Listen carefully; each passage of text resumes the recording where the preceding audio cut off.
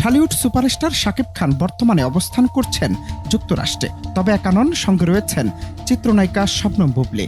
সামাজিক যোগাযোগ মাধ্যমে ছড়িয়ে পড়া কিছু ঘনিষ্ঠ মুহূর্তের ছবি নতুন করে উস্কে দিয়েছে পুরনো গুঞ্জন।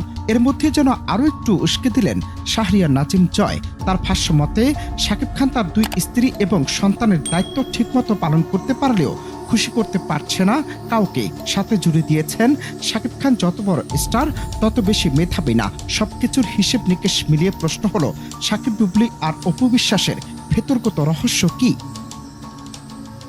গুঞ্জনের এই ঝড়ের মাঝে সামনে এলেন শাকিবের প্রথম স্ত্রী অপু বিশ্বাস।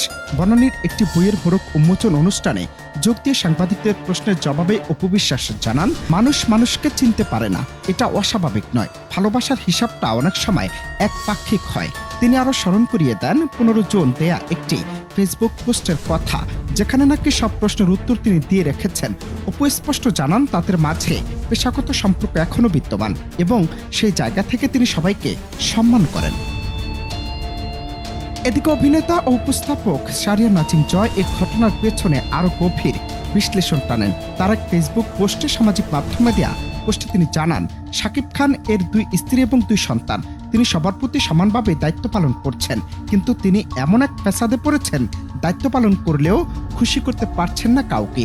কারণ অধিকাংশ মানুষ এক স্ত্রীকেই খুশি রাখতে পারে না, সেখানে দুই স্ত্রীকে খুশি রাখা অসম্ভব। তিনি যত বড় স্টার তত বড় মেধাবী না, আবার আমি যত মেধাবী তত বড় স্টার না।